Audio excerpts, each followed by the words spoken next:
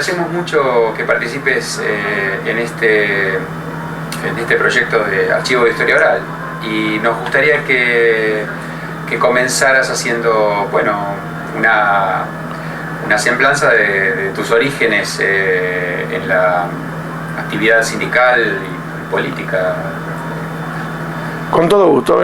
Bueno, mi militancia se refiere a partir prácticamente de los 16 años, ahí en 1956, cuando, bueno, por motivos, yo vengo de una familia totalmente vinculada a la política, más que nada al campo del trabajo.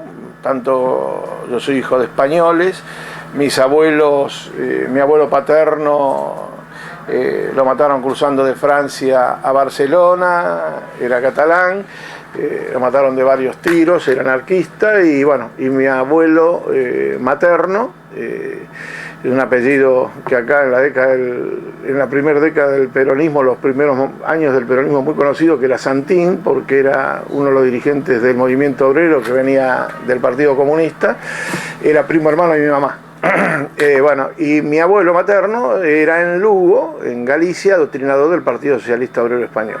Con lo cual, la Guerra Civil Española, después que nacimos, todas las repercusiones que tenía en la década del 40, cuando uno de los 4 o 5 años ya iba escuchando todo lo que era la situación política y la lucha y las reivindicaciones de los trabajadores. Y bueno, a los 16 años, 17, ya en la escuela secundaria. ¿Aquí en Buenos Aires? Aquí en Buenos Aires, sí.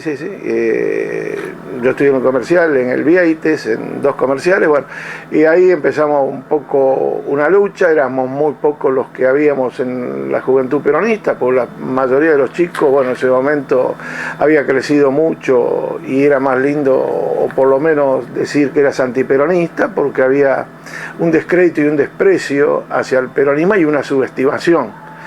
Con lo cual, bueno, ahí participé con otros jóvenes de acá de Capital Federal, con muchos que, bueno, hace muchos años los perdimos, o a otros que, bueno, como Felipe Vallés, algunos Dardo Cao, algunos de los es decir, que algunos de que después algunos perdieron su vida, ¿no?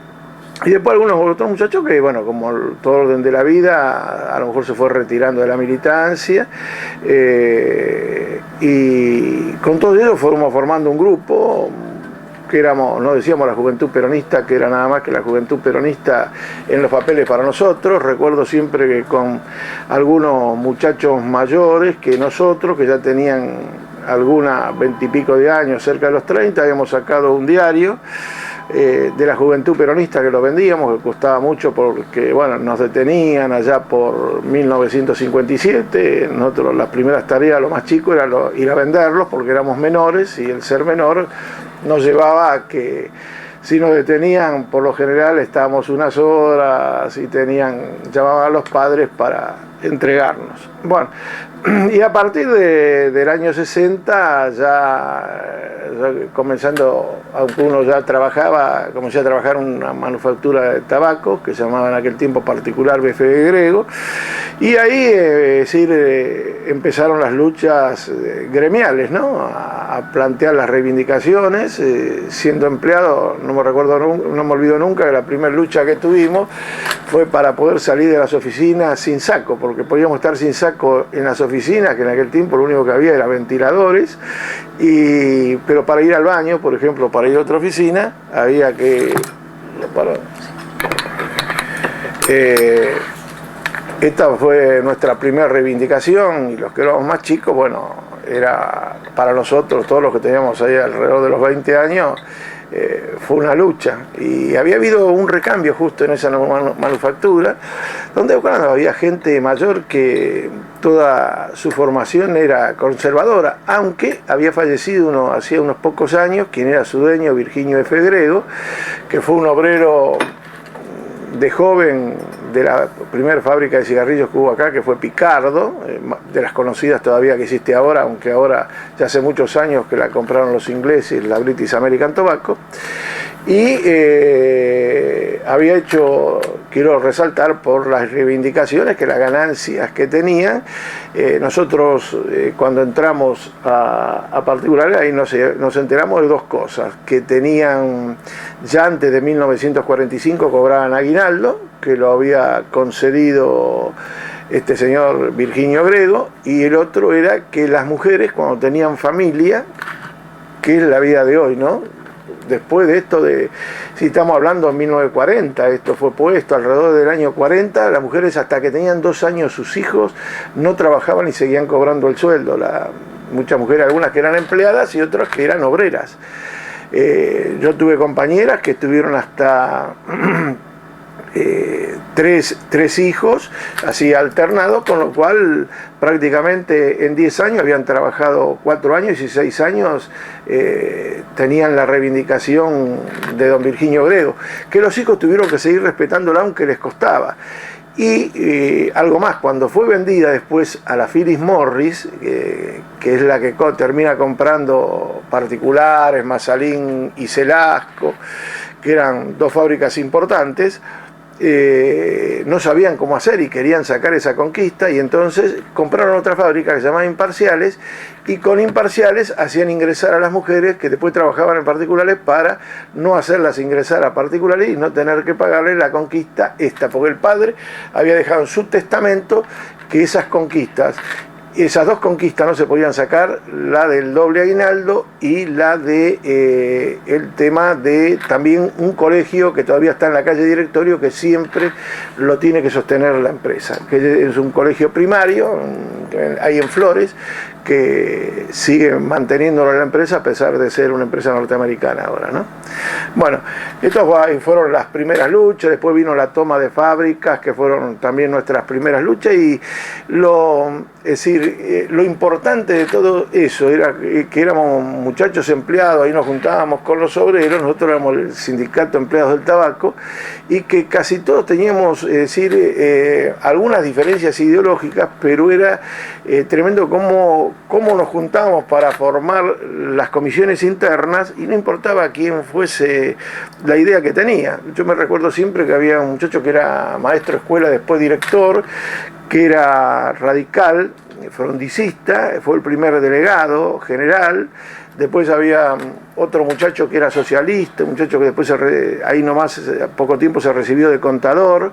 Bueno, todos ellos y nosotros otros que éramos peronistas, y nos íbamos, cada año iba cambiando la comisión interna, y el delegado, en un sistema democrático elegíamos a cualquiera, la integrábamos entre todos o algunos compañeros que se iban agregando, pero siempre el delegado lo rotábamos, nunca duraba más de un año el delegado general.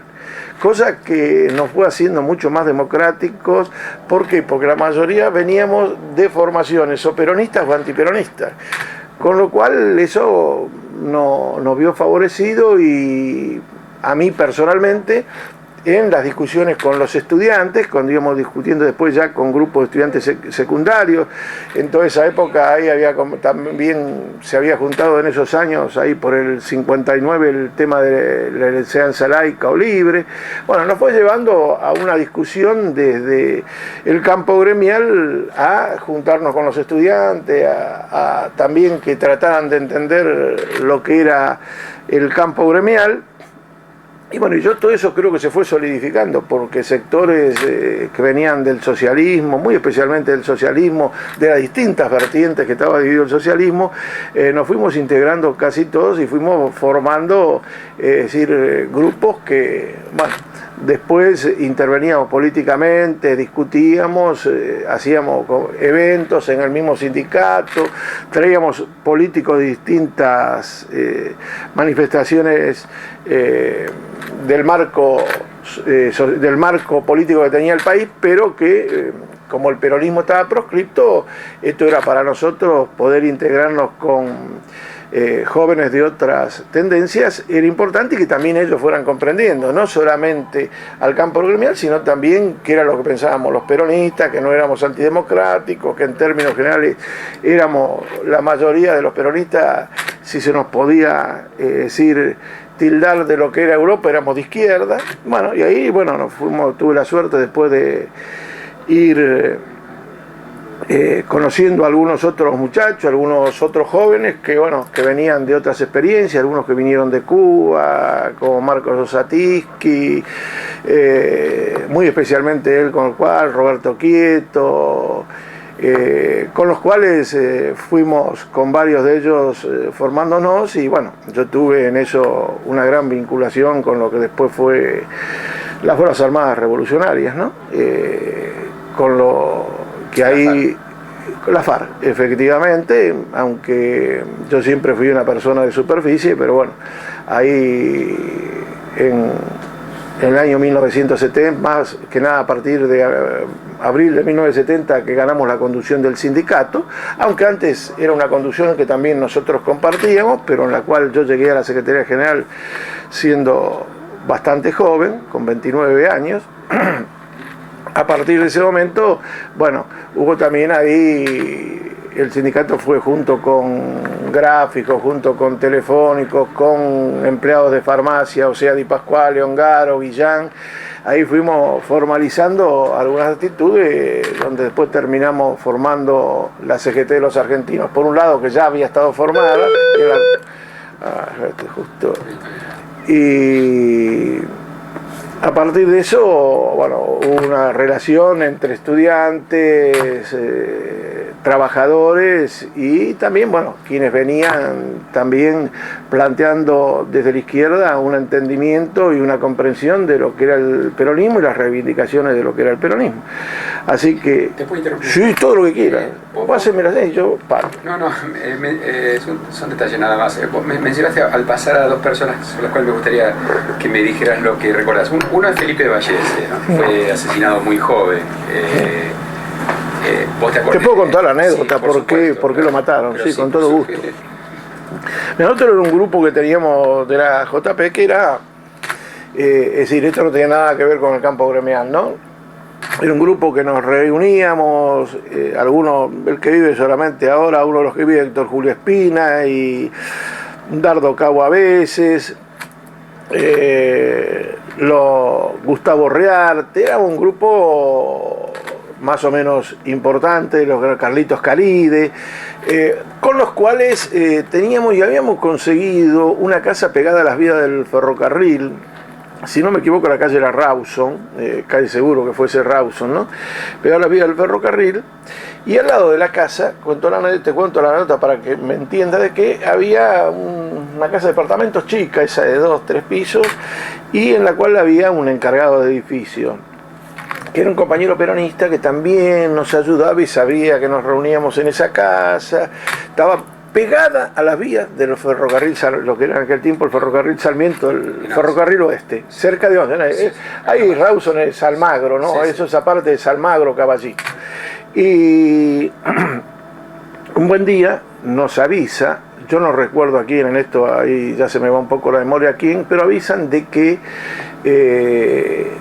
había el encargado del edificio al lado, nos avisa que lo había tomado la policía, que estaban los de la regional de San Martín esperándonos adentro. Con lo cual nos reunimos en un café de Rojas y Rivadavia, que no está más hace muchos años, la esquina justo de Rojas y Rivadavia, que se llamaba Los Japoneses, porque era atendido por japoneses y eran japoneses los dueños. Nos reunimos ahí. ¿Por qué tengo que decir esto?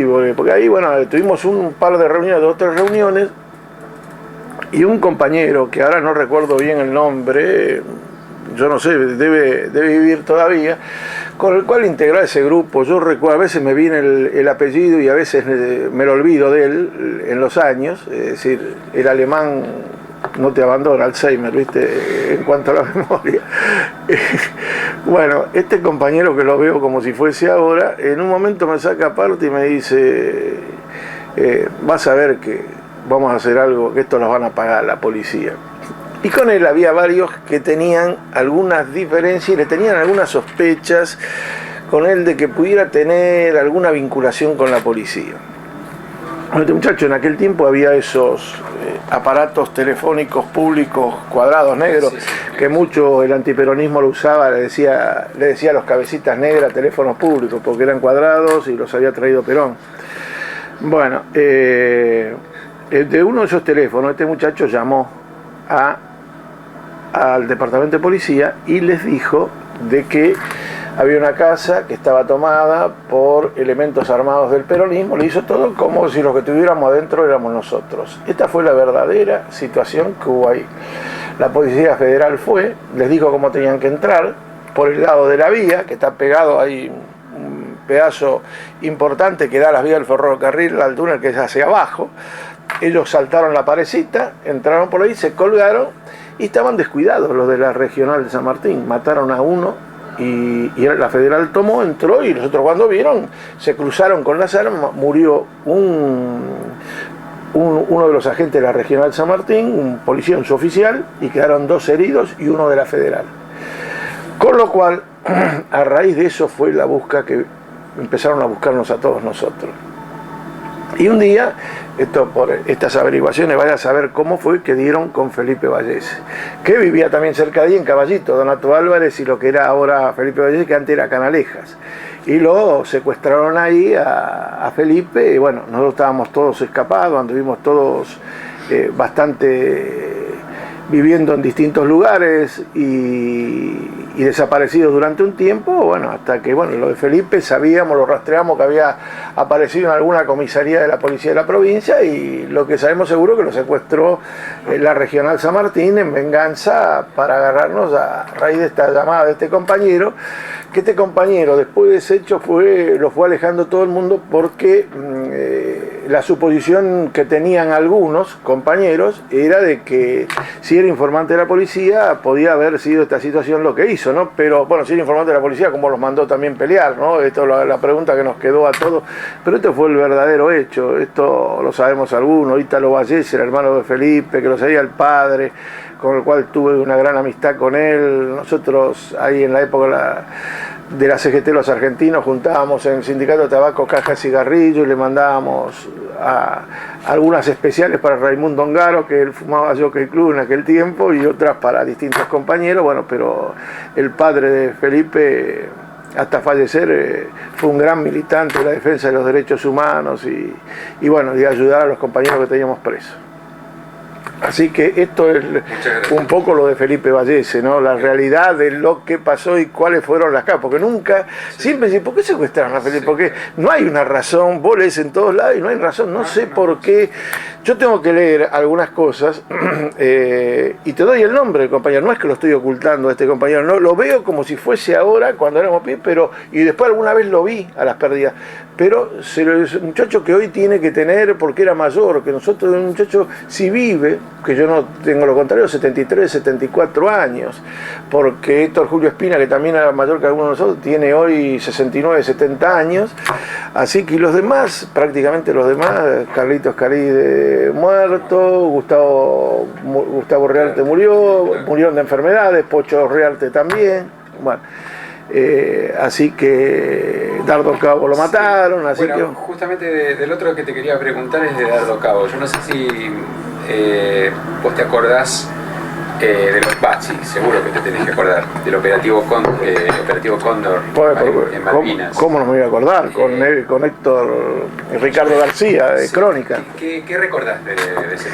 Mirá, yo me recuerdo mucho ese episodio. Yo estuve al borde, a mí en algún momento Dardo me dijo de poder ir y mi temor, es decir, todo lo que teníamos, mi temor es que yo estaba bastante cercado en el trabajo. Me había casado en ese tiempo, tenía un pibe y con lo cual yo necesitaba el dinero, no era fácil, con lo cual, es decir, conceptualmente y ideológicamente estaba de acuerdo. Y él me dijo en un día, no. Vos mejor que no vengas, que vos te quedes de apoyo de acá con otros compañeros. Entonces se dividieron ahí algunas situaciones. Prácticamente nos pasó lo mismo que con alguna situación de lo que sucedió allá por el 62-63 con el asalto al Policlínico, ¿no? Es decir, la división entre Joe Baster y algunos nos llevó también a... Bueno, mejor no, de eso no quiero ni hablar. Es decir, a una división y a esto, bueno, que después terminó en una tragedia, ¿no? Sí. Y bueno, pero me interesan algunos detalles, si es posible. Por ejemplo, Dardo venía con bastante anticipación planeando el... Y lo que pasa es que Dardo él venía de un hogar donde su mamá y su papá eran grandes militantes. Sí, claro, Armando había estado detenido, había sido secretario general de la Unión Obrera Metalúrgica, un poco era el referente de la Unión Obrera Metalúrgica, era el que sostenía a la Unión Obrera Metalúrgica desde la cárcel, y había estado detenido, no me acuerdo, me contaba, en el antiguo penal de Las Heras, sí, que era una penitenciaría. Sí. Bueno, ahí estuvo con Andrés Framini, con el coronel Gentiluomo, que fue el coronel que defendió el 16 de junio la Casa de Gobierno, que después le mataron a la mujer, un servicio de inteligencia le tiró por un ascensor la mujer ahí en la década del 60, yo me recuerdo porque los conocía a todos ellos. Bueno, y tanto Andrés Framini para mí era uno, es decir, los dirigentes a los cuales nosotros de chicos lo apreciamos mucho, porque ahí se produce una división entre lo que era el bandorismo y terminaron los mayores que nosotros formando la 62 de pie, a la cual nosotros lo apoyamos y un poco éramos también en ese momento una fuerza que los apoyábamos y que íbamos, a veces terminaba eso a las piñas y a los palos, ¿no? Contra lo que nosotros decíamos el entreguismo, porque era todo lo que se iba formando alrededor de Perón, era el peronismo sin Perón, muy ligado alrededor de Bandor. Sí, Bandor estaba muy ligado a la embajada norteamericana y a las Fuerzas Armadas. Es decir, esto fue muy claro, él tenía reuniones, tanto que después, bueno, en el tiempo, alguna vez, algunos de nosotros, después hablando con Perón en España, muy especialmente ya por 1972, bueno, nos contó algunas anécdotas, ¿no? Entre ellas la que él le dijo cuando fue a verlo unos meses antes de que lo mataran, le ofreció todos los contactos que tenía, que él se había equivocado, que realmente fue una posición egoísta, y él contó que le dijo que se fue a caminar con él por ahí en Puerta de Hierro, que fue a caminar con él y que le puso la mano en el hombro. Esto lo contaron varios, pero Perón también lo contó, no dijo lo de la mano en el hombro, pero dijo que lo aconsejó que se quedara un tiempo, que hablara con Jorge Antonio y se quedara un tiempo por Europa, porque le dijo así, dice, el pueblo perdona, usted quédese tranquilo que no va a tener ningún problema, pero los intereses que están con usted por ahí no lo perdonan. Así que esa frase la tengo totalmente grabada de Perón cuando las contó, que esto fue agosto de 1972 cuando nos contó esto, ¿no? Un tiempo cuando todavía estábamos peleando para el regreso, ¿no? Todavía no estaba decidido. Así que bueno, esto es lo que te puedo decir de esa época con respecto a Dardo. Con Dardo, bueno, todo era una amistad ya con mucho grado de confianza. Con algunos, por ejemplo, con Carlitos Caride, con él, era una confianza que nos miramos y ya sabíamos lo que estábamos haciendo, a veces, porque había, es decir, el estar proscriptos, como siempre estábamos en manifestación, algún hecho que, bueno, que podía terminar con un protagonismo policial, resolvíamos todas las cosas prácticamente a veces muy improvisadamente, ¿no? Con Héctor Julio Espina y todo esto, con lo cual éramos un grupo a veces, yo creo que éramos audaces, pero a veces también éramos intrépidos, ¿no? Para Dardo Cabo, el operativo Cóndor fue 3 meses después de la llegada de la implantación de la dictadura militar. Sí, de Onganía. Sí, de Onganía, apenas 3 meses después, ¿no? Y en un momento en que todavía algunos sindicatos, bueno, entre ellos los dirigentes bandoristas y Bandor, estaban todavía hablando mucho con... había varios, no eran solamente... los bandoristas y algunos más, ¿no? Claro. Yo prefiero no acordarme de esto, porque esto ahí nos trajo aparejados... hasta algún distanciamiento entre todo ese grupo. Nosotros ahí, algunos, los que no estábamos de acuerdo con el golpe de Onganía, porque había algunos que tenían algunas fantasías con respecto a Onganía. Yo recuerdo después que también estuvo con nosotros este muchacho que después lo terminaron matando, que vivía en la calle Posada, un muchacho con mucho dinero, que integró también la FARC y que apoyó mucho a la FARC, ahora no me sale Diego Muñiz Barreto. Con Diego esto lo hablamos muchas veces. Le digo, Diego, pero vos fuiste un tipo que apoyaste a Onganía, bueno. Y ahí también uno se va dando cuenta que a veces, cuando se es joven, uno apoya algunas cosas creyendo que el camino es uno y el camino es otro. Y que yo creo que, bueno, nosotros teníamos a pesar de ser tan jóvenes como ellos, teníamos una experiencia de lo que era el neoliberalismo y cómo trabajaban y cómo todo se manejaba desde la embajada norteamericana. Entonces, claro, uno piensa, yo lo comprendía a Muñiz Barreto, yo le digo, mira, digo, yo te entiendo todo esto, pero ¿cómo vos, desde el campo nacional, que manifestás que siempre estuviste en el campo nacional, no te dabas cuenta de que ayudabas a tu enemigo? Ahora no, hubo un gran reconocimiento, hubo una gran autocrítica de todo esto, pero bueno, la situación no era, en ese momento había ya una especie de euforia en esos, muy especialmente del 66 al 70, ya a partir del 67 con la CGT de los argentinos y todo esto, ahí tuvo una gran actuación. Yo reconozco que hubo uno de nuestros compañeros de juventud, para mí fue un ídolo, lástima que falleció de cáncer tan rápidamente, que fue Gustavo Rearte, que Gustavo era un cuadro sensacional, ¿no? Del cual todos aprendíamos. Era un cuadro que vivía, es decir, dando siempre respuestas políticas, nos enseñaba a todos, ¿no? Por lo cual después eso se sintió, ¿no? Yo creo que algunos compañeros que como él hubiéramos podido conseguir, no digo, pero por lo menos algunas variantes en la década del 70, hacia quienes, bueno, algunos de nosotros tenemos críticas muy duras, ¿no? Muy especialmente para la jefatura de Montonero y toda esta historia, ¿no? Y que no estuvimos nunca, ¿de acuerdo? Yo te aviso que yo nunca estuve de acuerdo. Nosotros, Ricardo Sayé, Roberto Quieto, hasta Marcos, que se quedó, pero Roberto Quieto estuvo al borde, él estaba dudando mucho. Algunos de nosotros lo que decíamos de que en Montonero, bueno, la mayoría de los pibes jóvenes no tenían nada que ver, pero en la cúpula nosotros estábamos seguros que tenía infiltrados y que eran manejados de algunas historias que algunos pagaron con su vida, ¿no? Porque yo, es decir, por ejemplo, conocí muy bien a Carlitos Ramos, a Fernando Valmedina, y bueno, y yo puedo decir que fueron dos compañeros que dieron la vida, pero yo también estoy seguro que a varios de ellos los usaron, ¿no? Desde el poder político, ¿no?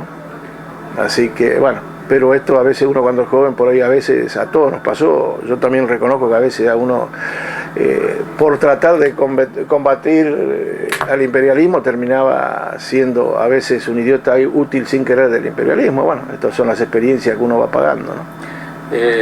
Dos preguntas. La primera, Dale. y te regreso un poquitito para atrás, respecto al operativo Cóndor. ¿Cómo se les ocurrió? ¿En qué contexto? Si vos te acordás, ¿qué análisis hicieron acerca de...? Yo tengo que reconocer que en el operativo Cóndor fui prácticamente una persona de segunda, ¿no? Sí, es decir, no era de los principales. Sabía y conocía todo lo que se estaba haciendo, sí, pero no fui de los que ahí hubo...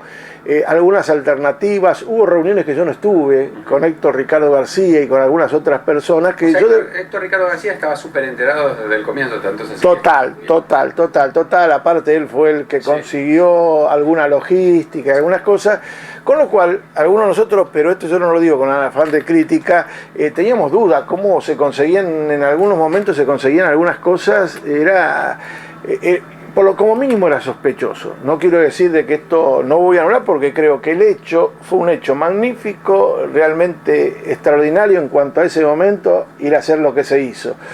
Pero vuelvo a reiterar lo de antes, no vaya a ser algunas cosas que en definitiva te estén utilizando para tratar, es decir, es llamativo que en los primeros meses de un gobierno militar de ese tipo, y más con un presidente como era Onganía, un obtuso total, que todos sabíamos que lo que manejaban eran Imaz, era uno de los cerebros de toda esa historia, y con el tiempo uno se va dando cuenta, por ahí a veces demasiado tarde de algunas cosas, pero cómo eran utilizados, cómo fuimos utilizados algunos compañeros, ¿no?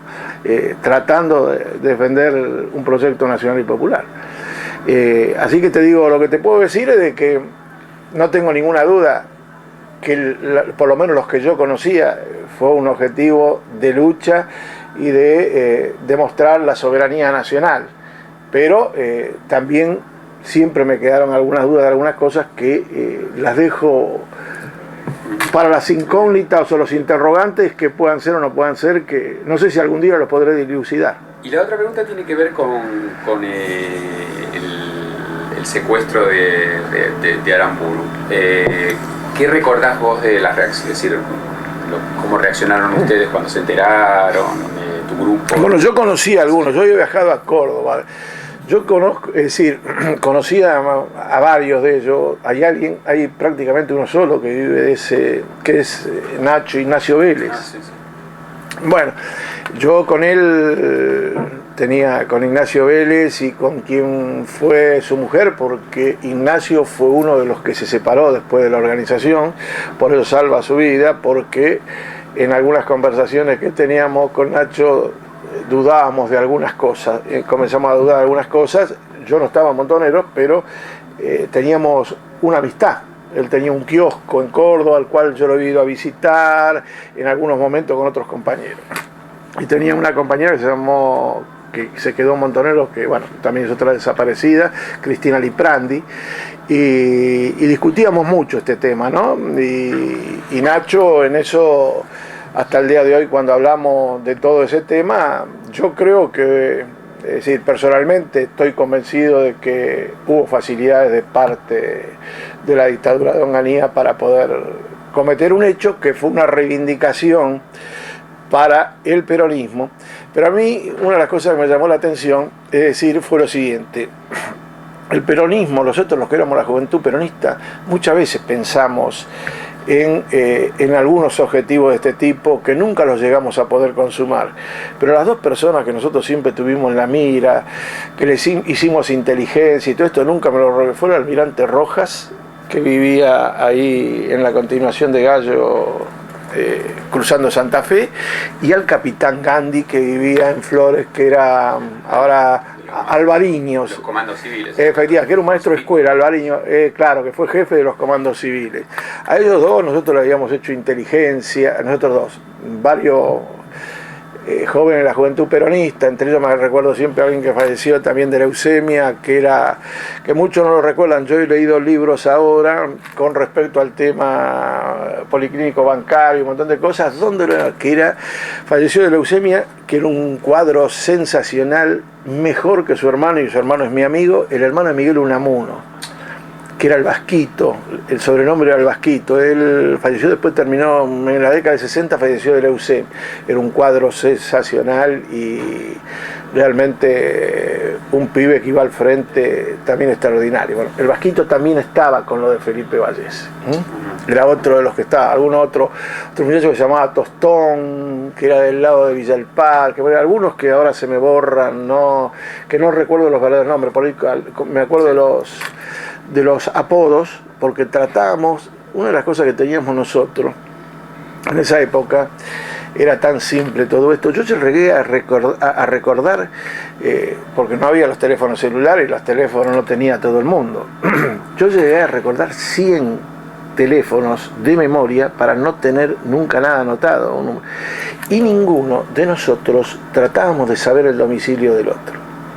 Trabajábamos y nunca ni el barrio donde vivíamos teníamos que decir. Esto fuimos cosas que fuimos aprendiendo, es decir, porque si caía alguien, y más de una vez nos salvamos por eso, porque el que caía, por mucho que lo torturaran, porque en la década del 60 con el plan Coninte las torturas fueron espectaculares, por ahí no se llegaba a la muerte, las torturas tenían un límite, no fue la década del 76, pero en cuanto a torturar con picana, la picana en el plan Coninte fue tremendo. Bueno, si no me equivoco, una de las víctimas, Caribe, fue víctima de... Claro, también, sí, varios, muchísimos compañeros.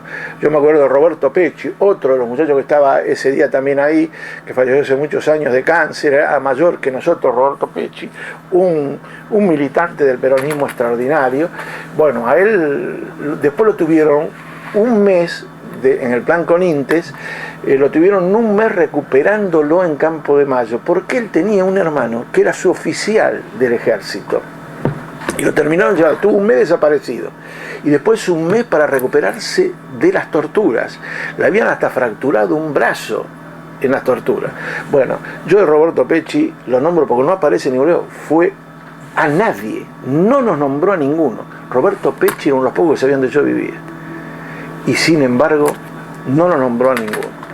Es decir, me acuerdo también otro muchacho de Avellaneda, Francisco Simonetti también, que fue muy torturado como un mes, y tampoco, él estaba muy pegado al coronel Gentilomo, tampoco, me van surgiendo algunos nombres ahora porque son 40 años, ¿viste? Que con lo cual algunos ya los perdiste, murieron hace muchos años, y otros se va perdiendo, te van... Te hago dos. Te vuelvo al hilo, porque vos estabas diciendo que ustedes habían pensado en algunos objetivos y se salió por supuesto Rojas y el... Estoy hablando, eso el 60, el 61, 62, 63, ya pensamos pero en no eso. Aramburu, es decir, ustedes nunca fue Aramburu, para nosotros nunca fue Aramburu. Es decir, no te olvides que, bueno, muchos de los que venían de la cúpula de Montoneros no eran peronistas, venían del campo católico, pegados a la iglesia, bueno, y era, es decir, como tenían una dependencia con algunas cosas, y ellos creyeron en los primeros tiempos, muchos de ellos también, que Onganía venía a hacer un gobierno nacional y popular, después empezaron a cambiar su rumbo, pero mientras tanto seguían teniendo contactos con mucho esto. Esto mucho lo hablamos con Diego Muñiz Barreto, ¿no? Por eso Diego, también que con alguien que me olvidé antes de nombrarlo, que bueno, vivía mucho, con algunas reuniones de cúpula de la FARC se hacían en el sindicato, que nadie sospechaba. Ahí el que estaba siempre era Paco Urondo, un tipo, un fenómeno, un poeta, un fenómeno. Paco Urondo a Diego Muñiz Barreto lo hizo reflexionar en más de una... Él y Marcos Satisky eran sensacionales, ¿no? Porque no eran solo sensacionales porque podían ser cuadros políticos, porque eran cuadros humanos, porque tenían comprensión de la situación, cosa que no tenían muchos de los que estaban al frente de Montonero. Como algunos también de los nuestros, que fueron íntimos conmigo, entre paréntesis Pablo Cristiano, que su verdadero nombre era Horacio Arrue. Él y el hermano eran hijos de un diputado nacional peronista de Corrientes. El padre era... Pablo Cristiano quedó al frente allá por el 77, hasta que lo mataron, quedó al frente un poco de la organización. Él y el otro botonazo del pelado Diego, que vinieron a apretarnos a varios cuando escribíamos noticias para que hiciéramos más, y después el pelado Diego fue uno de los tipos que en la ESMA vive desgraciadamente,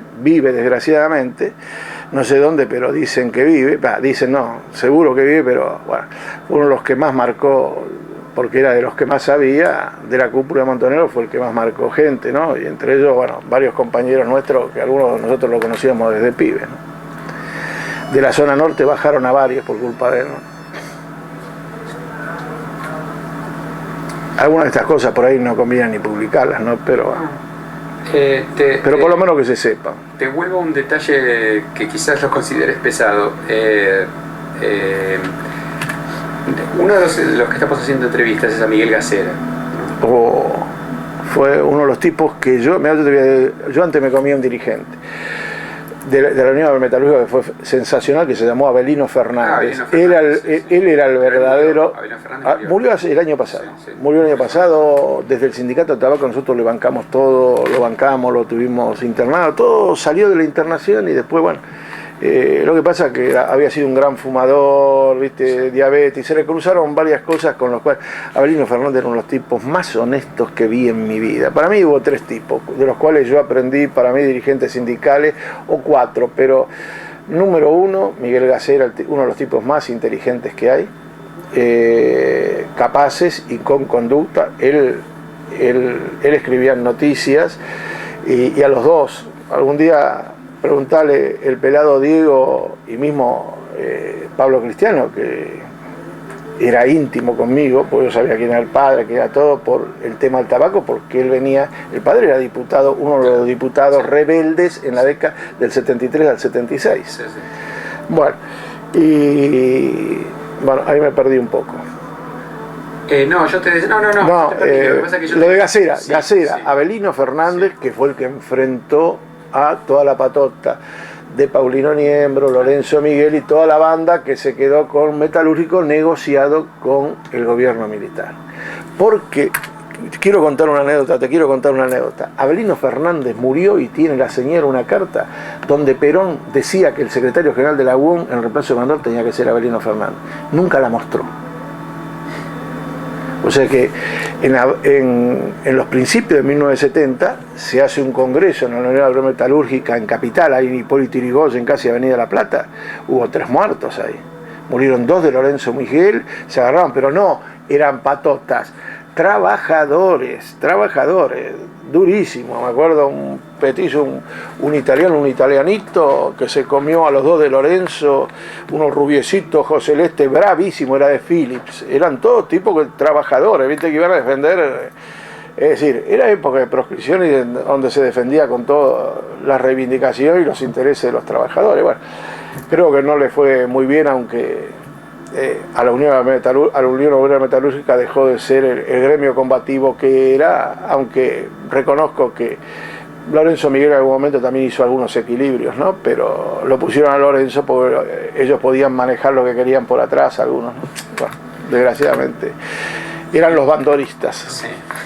Y el tercero de los que nombraste Gasera, Avelino Fernández, ibas a nombrar a Framini, con el cual aprendí muchísimas cosas y uno de los tipos que nos llevó a saber armar una bomba, saber manejarla, saber tirarla, saber qué había que hacer. Andrés fue un tipo de la política de una honestidad también. Y el cuarto, Jorge Di Pasquale, un dirigente de la gran puta. Yo sé que hubo otros como Olmos, pero yo no tuve. Es decir, lo conocí, hablaba, pero estaba más alejado. Bueno, te lo mencionaba Gasera porque él insiste que cuando a partir de cierto momento el enfrentamiento de Bandor con Perón ya es muy abierto, que Perón lo manda a matar a Bandor. Él dice que hay cartas, Mirá, no te olvides, Miguel Gasera, mira todo lo que te dije antes para poder decir esto. Miguel Gasera era la pluma de Bandor. Sí. Él era la mano derecha de Bandor. Pero no tenía nada que ver con la corrupción, Miguel Gasera, ni con lo que hacían otros tipos. Él, es decir, ideológicamente era un poco ideólogo en algunas cosas de Bandor.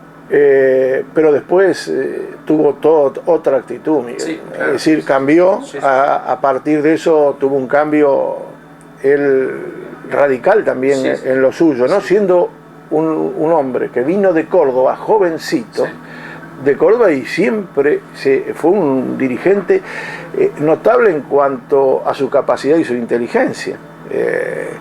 Con lo cual, yo no lo veo ahora hace un tiempo a Miguel, pero él por ahí tiene algún elemento que yo no tengo con respecto a esto. A mí, todo lo que conocí, todo esto, si a mí vos me decís, yo estoy mucho más convencido que tiene que ver IMAX y algunos de los que estaban cerca de Onganía con respecto a lo de Aramburu y a lo de Bandor, ¿no? Que le facilitaron las carreras, porque yo no lo voy a negar, yo sé que fueron pibes de Montonero, los mataron, y en algunos creo que saber hasta los nombres, o por lo menos me los dieron, pero creo que ahí le facilitaron mucho la tarea desde la dictadura de Onganía. Bueno, y retomando un poco el relato, digamos, ponete en ese momento, es decir, a partir de que se hace público la muerte de Aramburu en adelante, ¿cómo se fue dando tu participación? Bueno, ahí yo creo que la muerte de Aramburu arrastra, es decir, se produce una simbiosis, donde, es decir, los que venían de izquierda, es como que los jóvenes, hijos casi todos de antiperonistas, empiezan a confluir en una comprensión del peronismo.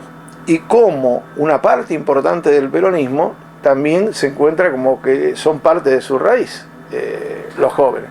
Porque mucha gente grande dio la vida y que eran dirigentes notables y que se pusieron a favor. Bueno, ahí se produce una eclosión donde los sectores burocráticos del gremialismo, porque no tenemos que olvidar, el peronismo existía en todo el ámbito nacional, pero la columna vertebral eran los sindicatos, porque no había nadie que ponía un peso. La plata venía siempre de los sindicatos con respecto a esto. Haber conseguido la ley de obras sociales, que esto fue marzo, abril del 70, pues fue justo al poco, ahí en los meses que nosotros ingresamos al sindicato, nos fue dando un poder económico a los sindicatos, que en muchos casos estaban formados o empezaron a hacer cursos para formar esto, pero otros, bueno, se empezaron a creer que eran los dueños, terminaron transformándose, a mí me da mucha vergüenza, pero se transformaron en patrones. Al tener ese dinero, le era más fácil y más cómodo negociar con los militares y con los patrones. Yo recuerdo siempre Perón, que tenía esa costumbre de decir, sí, me lo recuerdo porque lo dijo con el Colorado Paladino, dijo, como Paladino, lo mandamos a negociar con los militares y después venía de parte de los militares a negociar conmigo. Y Perón no te perdonaba esa cosa. Perón en eso era un milico, como en otras cosas no era un milico, en esas cosas era muy milico, era implacable, sí. En estas cosas era realmente un tipo, es decir, para mí fue un desperdicio, quizá algunos errores de él y muy especialmente creo que en su primer gobierno haber llegado con tanta facilidad a muchas cosas, y después la desaparición de Evita trajo aparejado no poder cerrar un círculo que hubiera sido quizá brillante para el país, ¿no? Bueno, ya está. Vos decías, Roberto, que llegás muy joven a la Secretaría General del sindicato. Claro. ¿Del Capital o de...? No, del Orden Nacional. Es un sindicato chico. Sí, sindicato que tenía en ese momento, tenía alrededor de 2.700 afiliados, y nosotros hicimos un trabajo espectacular, porque todos los que fuimos éramos casi todos militantes, algunos peronistas, otros socialistas, otros radicales, pero todos con una militancia, y era lo que era la década del 60, no éramos mejores que nadie, éramos más o menos como todos, pero como éramos la mayoría jóvenes de evento y estábamos convencidos de que íbamos a tratar de transformar todo, que llegamos prácticamente en 2 años a tener 7.000, 8.000 afiliados. Llegamos a provincias donde no te dejaban afiliar, como Salta, que era la cuna de la oligarquía, el Club 20 de Febrero, a Corrientes, otra cuna de la oligarquía, esos 2 lugares, Jujuy, Misiones, pero sobre todo digo Corrientes y Salta, porque Corrientes vivió abandonada, ¿no? Pero tendremos que remontarnos. Ahí para afiliar tenían problemas con inclusive algunos dirigentes peronistas, digamos. Más que nada hasta con algunos trabajadores. Había que ver a veces, es decir, vivían aislados de muchas cosas. ¿Y cómo eran los que llegaban y le planteaban todo un trabajo de avance? Había que solamente con el tiempo, había que esperar el tiempo y demostrarles que estamos peleando por estas cosas, pero después tuvimos un apoyo espectacular, te digo, porque tanto en la lucha, después yo cuando estuve secuestrado y todo esto fue, es decir, no abandonó a nadie. Mirá que en la dictadura ya vamos a llegar pudieron abandonar algunos delegados, pero no abandonaron las figuras principales. Quiere decir que que se habían formado bien. Y porque era y es un sindicato de trabajadores y empleados. Claro, sí, ahí está dividido. Es un sindicato de esos sindicatos, 4 o 5 sindicatos que en la década del 40 y entre el 45 y el 49, muy especialmente, la división que habría entre obreros y empleados era difícil, porque vos afiliabas a los obreros, pero después a los empleados, los patrones no lo dejaban, o tenías un carguito, si eras capataz en la fábrica, o si eras jefe, si te afiliabas a un sindicato, aunque fueras peronista o algo, te podía costar caro. Y como es todo en la vida, ¿no? Vivir un poco mejor todos queremos, vivir un poco peor nadie quiere retroceder. Esta es la actitud del ser humano. Así que bueno, un sindicato donde nosotros, por ejemplo, hoy tenemos profesionales, técnicos, ya en esa época, pero ahora la cantidad es muy grande, son casi todos, en términos generales, son casi todos universitarios, tienen carreras universitarias, con lo cual es favorable en cuanto a la discusión, pero desfavorable en cuanto a jugarse.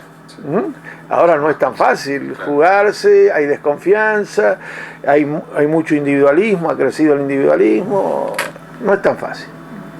Pero siempre en eso, y en esa época entonces se formaron, y lo formó al sindicato nuestro, fue Madrid Evita, increíble. Yo tenía 7 años, así que no tengo ningún derecho todo lo que nos han contado los compañeros mayores, ¿no? Y en 1970, entonces, ustedes están ubicados dentro del... Claro, ahí es donde, dentro del campo gremial, formalizamos lo que fue el peronismo combativo. Ajá.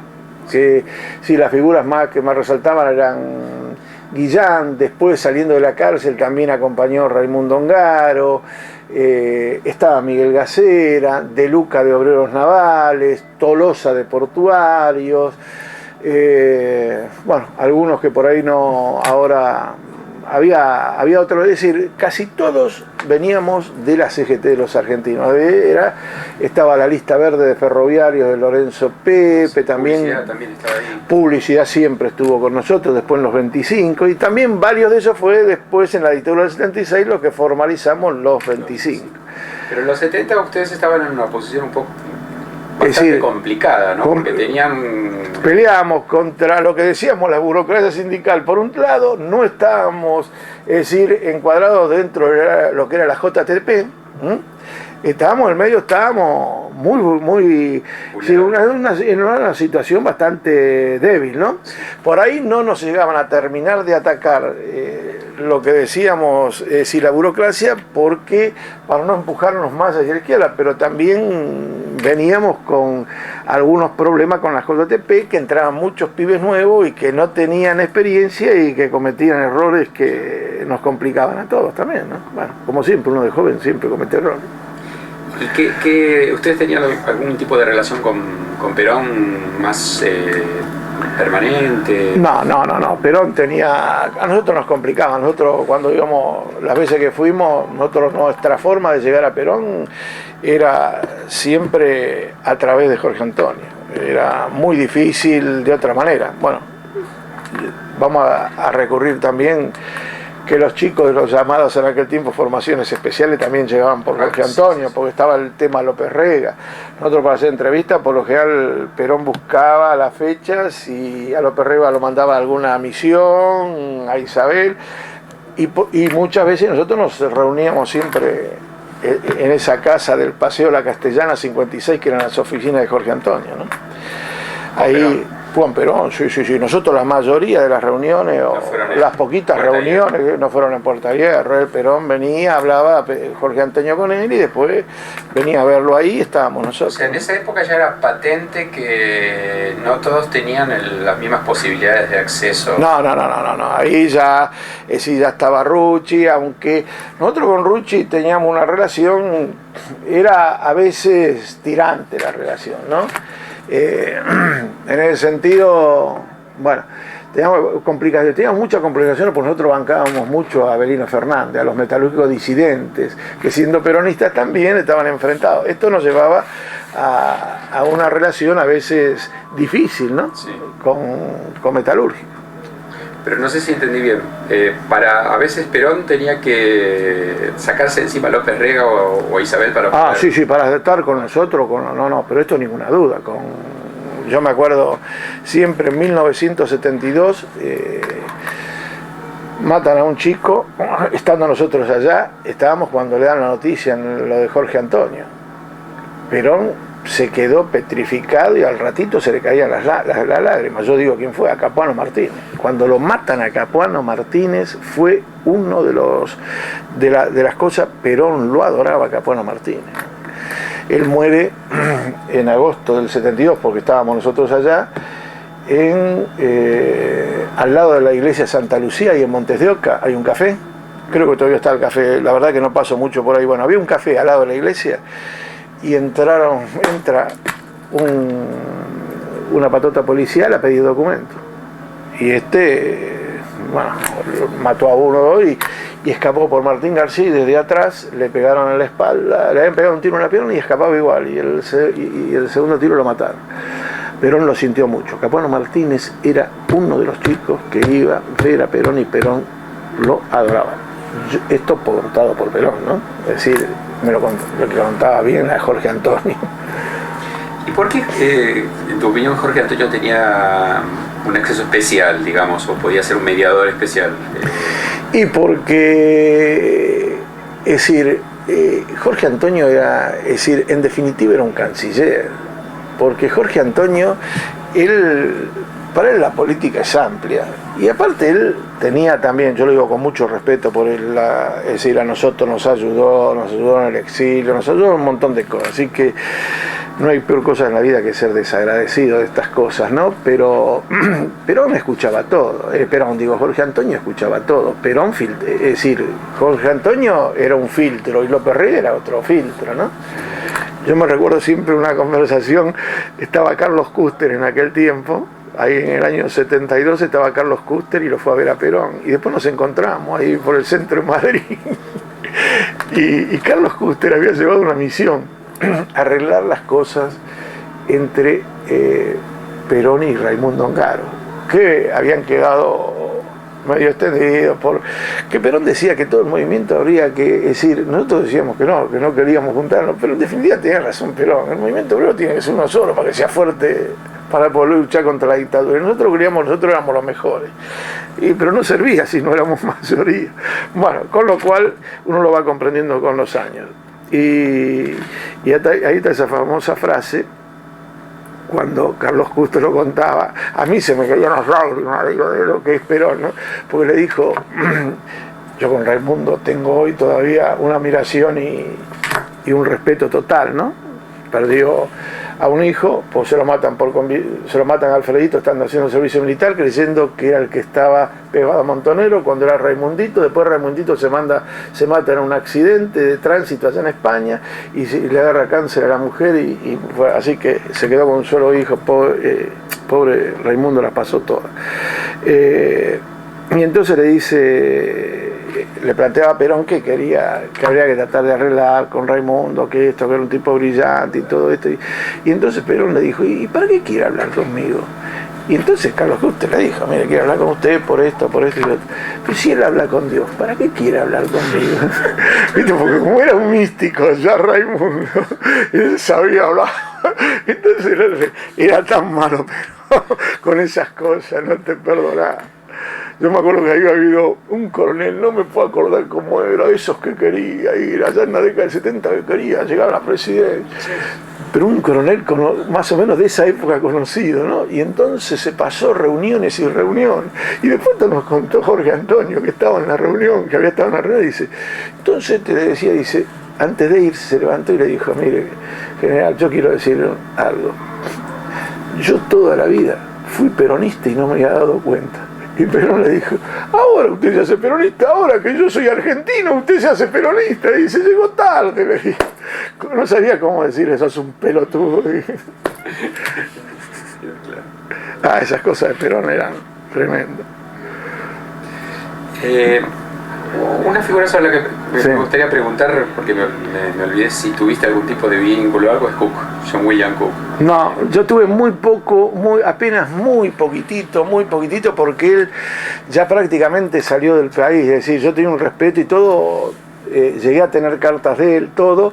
Sí tuve mucha relación con su mujer, con Alicia Guren, ¿no? Que yo le tenía un gran respeto, pero terminé llegando a la conclusión que era mejor perderla que encontrarla porque te envenenaba la vida, ¿no? También estuvo ahí por el 72, vivía en España, andaba en España, pero todavía ahí era jodida, es decir, creo que todo lo que le pasó en la vida era terminaba siendo, no ideológicamente, pero terminaba siendo un ser dañino. Alicia fue muy jodida, es decir, terminaba viviendo todo. Tengo una frase que se las quiero contar, de un tipo que estuvimos preso en algún momento, en la década del 60, que se llamó, falleció hace unos años, que venía del Partido Comunista. Les quiero contar esta anécdota porque, aparte de conocer, en la década del 40, yo lo estuve hablando el otro día con Echegaray, que no lo sabía, con Patricio.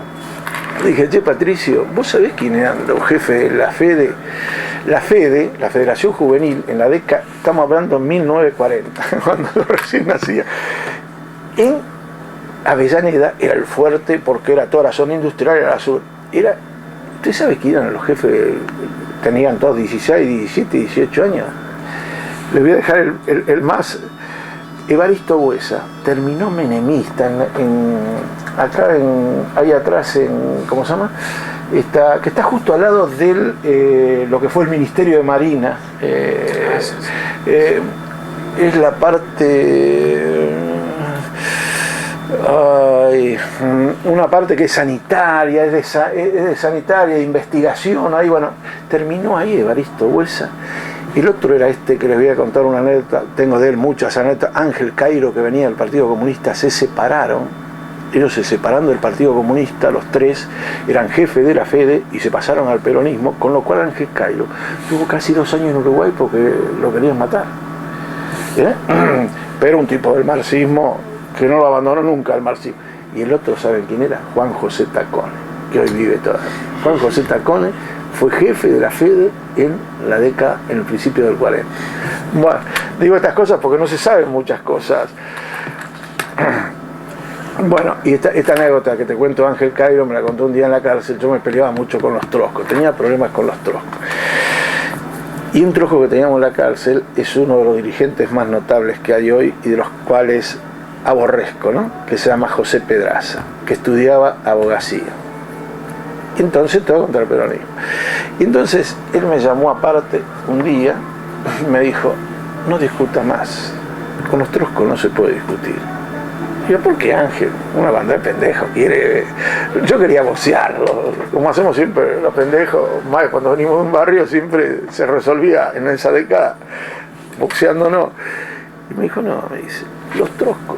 Dice, si vos en una vereda tenés una baldosa floja, ellos no arreglan la baldosa floja, te levantan el resto de las baldosas.